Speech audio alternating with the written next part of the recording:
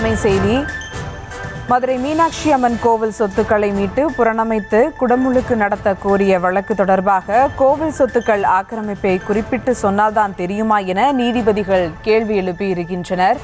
அது குறித்த ஒரு அண்மை செய்தியை தற்போது பார்த்து வருகிறோம்.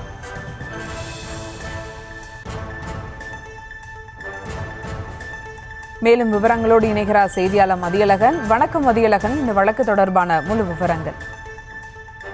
திருத்தொண்டர்கள் சபையைச் சேர்ந்த ராதாகிருஷ்ணன் என்பவர் சென்னை உயர்நீதிமன்ற மதுரை கிளையில் மனு ஒன்றை தாக்கல் செய்திருந்தார். பொதுநல மனுவாக தாக்கல் செய்திருந்த அந்த மனுவில் மதுரை மீனாட்சி அம்மன் கோயில் மற்றும் அதன் உப கோயிலுக்கு சொந்தமான சொத்துக்களை முறையாக மீட்டு பராமரிக்கவும், கோயிலை புனரமைத்து விரைவாக குடமுழுக்கு நடத்தவும் உத்தரவிட மனுவில் கோரிக்கை விடுக்கப்பட்டிருந்தது. இந்த மனு நீதிபதிகள் அனிதா சுமன், சி குமரப்பன் அமர்வில் விசாரணைக்கு வந்தது. அப்பொழுது மதுரை மீனாட்சி அம்மன் கோவில் இணை ஆணையர் தரப்பில் அறிக்கை தாக்கல் செய்யப்பட்டது. அதில் கோயில் சொத்துக்கள் மீட்பது குறித்து நடவடிக்கை எடுக்கப்பட்டு வருவதாகவும், கோயில் குடமுழுக்கு பணிகள் விரைவாக நடைபெற்று வருவதாகவும், குறிப்பாக மிகப்பெரிய கோயில்கள் குடமுழுக்கு பணி பல்வேறு நிபுணர்கள் ஆலோசனை பெற்று முறையாக ஆகம விதிகளை பின்பற்றி நடத்துவதற்கான பணிகள் விரைவாக நடைபெற்று வருவதாக தெரிவிக்கப்பட்டது.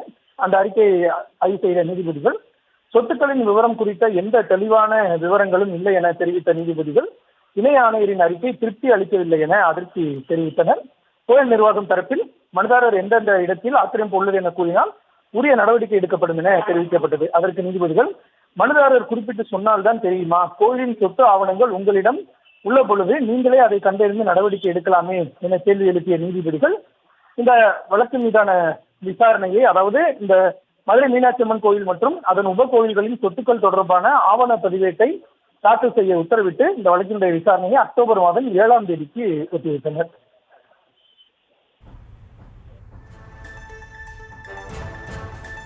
விவரங்களுக்கு நன்றி மதியழகன்.